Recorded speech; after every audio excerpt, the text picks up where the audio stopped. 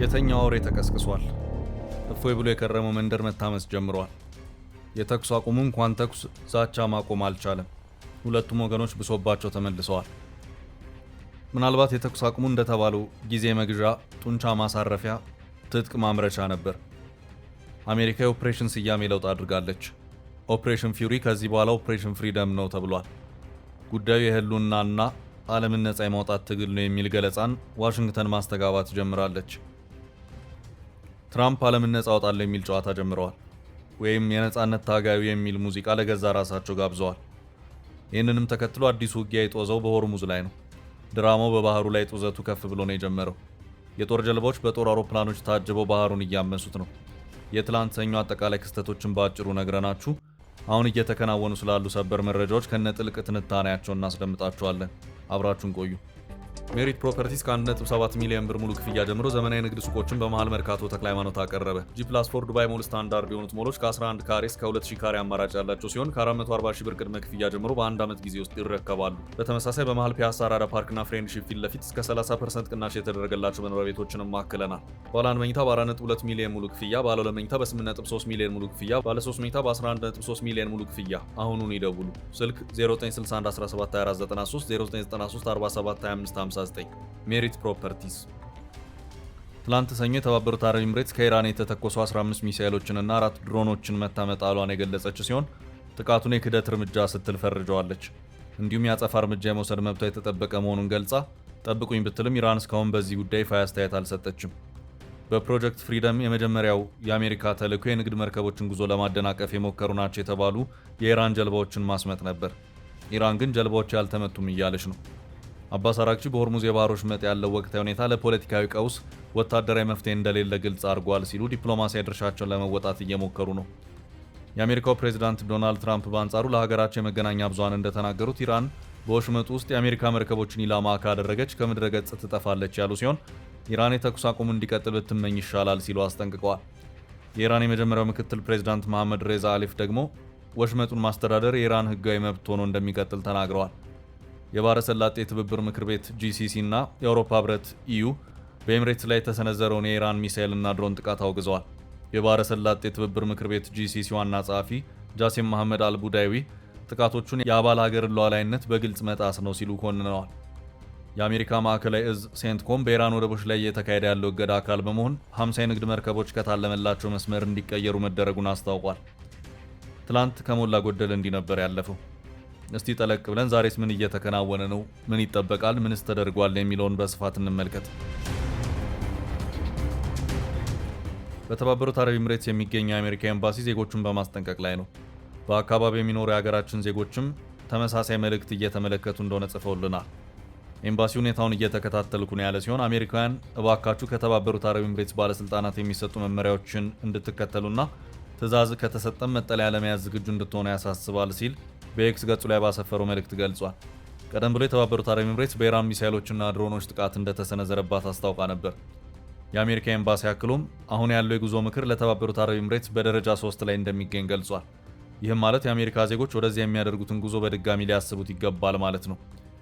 የአሜሪካ ኤምባሲና የቆንስላ ጽሕፈት ቤቱ ክፍት ሆነው ቢቀጥሉም አስቸኳይ ስራ የሌላቸው የአሜሪካ መንግስት ሰራተኞች ከተባበሩት አረብ ኤምሬትስ ውጪ ወደ ሌላ ቦታ እንዲዛወሩ ተደርጓል ብለዋል። የኢራን መገናኛ ብዙሃን በሆርሙዝ የባህር ወሽመጥ በከሸፈው የአሜሪካ ኦፕሬሽን 5 ሲቪሎች መገደላቸውን ዘግበዋል። ትላንት በሆርሙዝ የባህር ወሽመጥ በአሜሪካ ጦር ኢላማ የተደረጉ 6 ፈጣን ጀልባዎች ከኢራን አብዮታዊ ዘበኛ IRGC ጋር ግንኙነት ያላቸው ሲሆኑ ዕቃና ተሳፋሪዎችን የያዙ የሲቪል ጀልባዎች መሆናቸውንና በጥቃቱም 5 ሰዎች መገደላቸውን የኢራን የመንግስት መገናኛ ብዙሃን ዘግበዋል። አንድ የወታደራዊ ባለስልጣን ለታስኒም የዜና ወኪል እንደተናገሩት ከአሜሪካ ሪፖርቶች በኋላ በኢራን ባለስልጣናት ምርመራ ተካሂዶ ነበር። በዚህም የአሜሪካ ኃይሎች ከኦማን የባህር ዳርቻ ካሳብ ተነስተው ወደ ኢራን የባህር ዳርቻ ሲጓዙ የነበሩ ሲቪሎችን የጫኑ 2 ትናንሽ የጭነት ጀልባዎች ላይ ጥቃት መፈጸማቸውና ተኩስ መክፈታቸው ተረጋግጧል። ታስኒም የወታደራዊ ባለስልጣኑን ንግግር ጠቅሶ ይህ የጠላት ችኮላና የተሳሳተ ጥቃት ምክንያቱ የአሜሪካ ጦር ለአብዮታዊ ዘበኛው IRGC ፈጣን ጀልባዎች ኦፕሬሽን ያለው ከፍተኛ ፍርሃትና ቅዠት ነው ሲል ዘግቧል።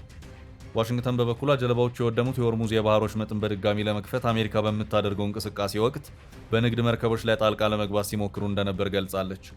በኢራን ጀልባዎች ላይ በተከፈተው ዘመቻ የአሜሪካ አፓቼ የጥቃት ሄሊኮፕተሮች መሰማራታቸውን ሴንትኮም ገልጾ ነበር። በኢራን ላይ የሚካሄደውን የአሜሪካ ጦርነት የሚመራው የአሜሪካ ማዕከላዊ እዝ ሴንትኮም ሰኞ ዕለት 6 የኢራን ፈጣን ጀልባዎች ኢላማ በተደረጉበት ወቅት ሲሆክ እና አፓች የተባሉ የጥቃት ሄሊኮፕተሮች ጥቅም ላይ መዋላቸውን ገልጿል። ዋሽንግተን የኢራን ጀልባዎች የወደሙት የሆርሙዝ የባህር ወሽመጥን በድጋሚ ለመክፈት አሜሪካ በምታደርገው እንቅስቃሴ ወቅት በንግድ መርከቦች ላይ ጣልቃ ለመግባት ሲሞክሩ ነበር ብላለች። ሄሊኮፕተሮቹ የንግድ መርከቦችን የሚያሰጉ የኢራን ትናንሽ ጀልባዎችን ለማጥፋት ጥቅም ላይ ውለዋል ሲል ሴንትኮም በኤክስ ገጹ ላይ ባሰፈረው መልእክቱ አስታውቋል።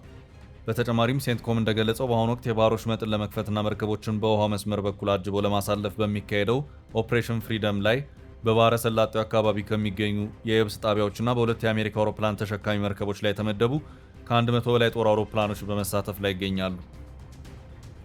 ከዚህ ጋር በተያያዘ መረጃ የአሜሪካ መገናኛ ብዙሃን ሁለት የጦር መርከቦች የኢራንን ጥቃት በመመከት የሆርሙዝ የባህር ወሽመጥን ማለፋቸውን ዘግበዋል። ሁለት የባህር ኃይል አውዳሚ መርከቦች በጉዞ ወቅት የኢራንን ጥቃት በመመከት የሆርሙዝ የባህር ወሽመጥን በስኬት አልፈው ወደ ባህረ ሰላጤው መግባታቸውን አንድ የአሜሪካ መከላከያ ባለስልጣን ለመገናኛ ብዙሃን ተናግረዋል። ዩኤስኤስ ትራክስተን እና ዩኤስኤስ ሜሰን ወሽመጡን በሚያቋርጡበት ወቅት ከፍተኛ ጥቃት የደረሰባቸው ሲሆን ኢራን ትናንሽ ጀልባዎችን፣ ሚሳይሎችንና ድሮኖችን በማቀናጀት በመርከቦቹ ላይ ጥቃት ሰንዝራለች። እንደ ሲቢኤስ ኒውስ ዘገባ ከሆነ መርከቦቹ ወሽመጡን ሲያልፉ የአፓች ሄሊኮፕተሮችና ተጨማሪ የጦር አውሮፕላኖች ጥበቃ አድርገውላቸዋል። ዘገባውን አልጀዚራ በገለልተኛ ወገን ለማረጋገጥ ሞክሬ አልተሳካልኝም ብሏል። ለመሆኑ ትራምፕ ያለምን መርከቦች አጅቤ ከኢራን ጥቃት አድናለሁ ብለው የተነሱበት አዲሱ ተልዕኮ ምንድን ነው? ተጠራጣሪ የአሜሪካ አጋሮችን ለማስማማት ወይም ለማቅረብ ሲባል ኤፒክ ፊውሪ የተባለው የኦፕሬሽን ስም ወደ ኦፕሬሽን ፍሪደም ተቀይሯል። በሌላ አማርኛ ትራምፕ ጦርነቱን የምንዋጋው ለእናንተ ስንል ነው የሚል ሲንግል ለቀዋል። ይህ ስያሜ በመካከለኛው ምስራቅ እየተካሄደ ላለው ጦርነት አዲስ ዲፕሎማሲያዊና ስልታዊ ገጽታ ሰጥቶታል። ይህ የስም ለውጥ ተራ አጠራር ለውጥ ሳይሆን ዋሽንግተን በዓለም አቀፍ ደረጃ ያላትን ቅቡልነት ለማሳደግ የተጠቀመችበት ስልት ነው። የቀድሞ የአሜሪካ የፖለቲካና ወታደራዊ ጉዳዮች ረዳት የውጭ ጉዳይ ሚኒስትር ማርክ ኪሚት እንደሚሉት ይህ የስም ለውጥ ሌላ ተልዕኮ ፍለጋ ሳይሆን ስልታዊ ሽግግር ነው። ብዙ የአሜሪካ አጋሮች በኢራን ላይ በሚደረገው ቀጥተኛ ጦርነት ላይ ጥርጣሬ ነበራቸው። ኦፕሬሽን ፍሪደም የሚለው ስም እነዚህን አጋሮች ለማሳመንና ዘመቻውን እንዲቀላቀሉ ለማድረግ የተነደፈ የመረጃ ለውጥ ነው። ኤፒክ ፊውሪ የሚለው መጠሪያ አሜሪካን በግልጽ አጥቂ እንደሆነች ያሳብቅ ነበር። ኦፕሬሽን ፍሪደም የሚለው ስም ግን ዘመቻውን እንደ ሰብአዊ ጉዳይና ለነጻነት ሲባል እንደሚደረግ ተጋድሎ አድርጎ ዳግም እንዲቀረጽ ያስችላል። የኦፕሬሽን ፍሪደም ዋነኛ ትኩረት በኢራን ላይ ወታደራዊ ጫና ከማሳደር ባለፈ ለዓለም ኢኮኖሚ ወሳኝ የሆኑ የንግድ መስመሮችን ማስከበር ነው። ዘመቻው የነዳጅና የማዳበሪያ ምርቶች ወደ ዓለም ገበያ የሚወጡበትን የሆርሙዝ የባህር ወሽመጥ ክፍት የማድረግ ምክንያታዊ ሰበብ አለው። ምንም እንኳን አሜሪካና ኢራን በኒውክሌር ጉዳይ ላይ አሁንም እጅግ በጣም ተራርቀው ቢገኙም እንዲህ ያሉ ወታደራዊ ስያሜዎችና እንቅስቃሴዎች በድርድር ሂደቱ ላይ ተጽዕኖ እንደሚፈጥሩ ይታመናል። በአሁኑ ወቅት ጦርነቱን ለማቆም የሚደረጉ ጥረቶች ኔጎሺዬቲንግ አባውት ኔጎሺዬሽንስ ወይም ስለ ድርድሩ መደራደር የሚባል እንደሆነ፣ ይህም ለስምምነት ገና ሩቅ መሆኑን ባለሙያዎች ይናገራሉ። በዋሽንግተንና በቴህራን መካከል የሚደረገውን ዲፕሎማሲያዊ ግንኙነት ፓኪስታን በአስታራቂነት እያከናወነችው ትገኛለች። ኢራን ጦርነቱን ለማቆም የ14 ነጥብ የሰላም ሀሳብ ብታቀርብም የአሜሪካ ምላሽ እስካሁን ተስፋ የሚሰጥ አይደለም። ከሰላምና ተኩስ አቁም ይልቅ አሁን ብራንድ ተቀይሮ ስም ታድሶ በአዲስ መልክ ተመጥቷል።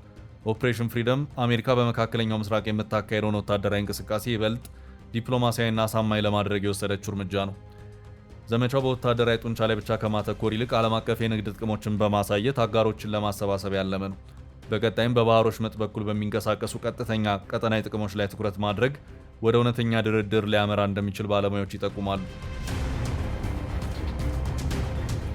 ይህ ሙከራ ታዲያ ገና በማለዳው ፍሬዎች እያፈራ ይመስላል። ጀርመን፣ ፈረንሳይና ካናዳ ኢራንን በመውቀስ ላይ ናቸው። ኢራን ዓለምን ታጋሽ ማድረጓን ማቆም አለባት ሲሉ የጀርመን ቻንስለር ሜርዝ ተናግረዋል። የጀርመን ቻንስለር ፍሬድሪክ ሜርዝ ኢራን በተባበሩት አረብ ኤምሬትስ ላይ ጥቃት ፈጽማለች መባሉን ተከትሎ ቴህራን ወደ ድርድር ጠረጴዛ እንድትመለስ አሳስበዋል። የተባበሩት አረብ ኤምሬትስ በድጋሚ ኢራን የድሮንና የሚሳኤል ጥቃቶች ኢላማ ሆናለች። እነዚህን ጥቃቶች በጥብቅ እናወግዛለን፣ አጋርነታችን ከተባበሩት አረብ ኤምሬትስ ሕዝብና በቀጠናው ካሉ አጋሮቻችን ጋር ነው ብለዋል። የሆርሙዝ የባህር ወሽመጥ እገዳ ማክተም አለበት። ቴህራን የኒውክሌር መሳሪያ ባለቤት መሆን የለባትም። በአጋሮቻችን ላይ ከዚህ በኋላ ምንም አይነት ዛቻም ሆነ ጥቃት ሊኖር አይገባም ሲሉ ገልጸዋል። ካናዳም እንዲሁ በኢራን ጥቃቶች ሳቢያ ከተባበሩት አረብ ኤምሬትስ ጎን ትቆማለች ሲሉ ጠቅላይ ሚኒስትር ካርኒ ተሰምተዋል። የካናዳው ጠቅላይ ሚኒስትር ማርክ ካርኒ በኢራን በሚሰነዘሩ የሚሳኤልና የድሮን ጥቃቶች ምክንያት ከተባበሩት አረብ ኤምሬትስ ጋር ያላቸውን አጋርነት ገልጸዋል። ከሼክ መሐመድ ቢን ዛይድ እና ከተባበሩት አረብ ኤምሬትስ ሕዝብ ጋር ያለንን አጋርነት ለመግለጽ እንወዳለን። ሲቪሎችንና የሲቪል መሰረተ ልማቶችን ለመጠበቅ የሚደረጉ ጥረቶችንም እናደንቃለን ሲሉ ካርኒ በኤክስ ገጻቸው ላይ በሰጡት መግለጫ አስታውቀዋል። ካናዳ በቀጠና ያለው ውጥረት እንዲረግብና በዲፕሎማሲያዊ መንገድ እንዲፈታ የምታቀርበውን ጥሪ በድጋሚ ገልጻለች። የፈረንሳዩ ፕሬዝዳንት ኢማኑኤል ማክሮንም ኢራን በተባበሩት አረብ ኤሚሬትስ ላይ የሰነዘረችውን ጥቃት ምክንያት አልባና ተቀባይነት የሌለው ሲሉ ያወገዙ ሲሆን ፈረንሳይ በቀጠናው ላሉ አጋሮቿ የምታደርገውን ድጋፍ እንደምትቀጥልም ቃል ገብተዋል። ግጭቱ ከተጀመረበት ጊዜ አንስቶ ስታደርግ እንደቆየችው ሁሉ ፈረንሳይ በኤሚሬትስና በቀጠና የሚገኙ አጋሮቿ ግዛታቸውን እንዲከላከሉ የምታደርገውን ድጋፍ ትቀጥላለች ሲሉ ማክሮን በኤክስ ገጻቸው ላይ ባሰፈሩት መልእክት ገልጸዋል። የፈረንሳዩ ፕሬዝዳንት አሁን ላለው ግጭት ዘላቂ መፍትሄ እንዲመጣ ሁለት ቅድመ ሁኔታዎችን ጠቅሰዋል። እነሱም የሆርሙዝ የባህር ወሽመጥ ለነጻ የባህር ትራፊክ ክፍት እንዲሆንና ለቀጠናው ሀገራት አስፈላጊውን የደህንነት ዋስትና የሚሰጥ ጠንካራ ስምምነት ላይ እንዲደረስ የሚሉ ናቸው። ማክሮን በተለይም በሶስት ዘርፎች ማለትም በኒውክሌር እንቅስቃሴዎች፣ በባሊስቲክ ሚሳይል አቅምና በቀጠናው በሚደረጉ ውጊያዎች ረገድ ከኢራን የሚሰነዘሩ ስጋቶችን ለይተው ጠቅሰዋል። የትራምፕ የነጻነት ተምሳሌት ፍሬ አፍርቶ ዓለም ከጎናቸው የሰለፈ ሲሆን ኢራንስ የመጣባትን የስም ማጥፊያ ዘመቻ እንዴት ትቀለብሰዋለች? ቀጣይ መረጃዎችን እየተከታተልን እናደርሳቸዋለን።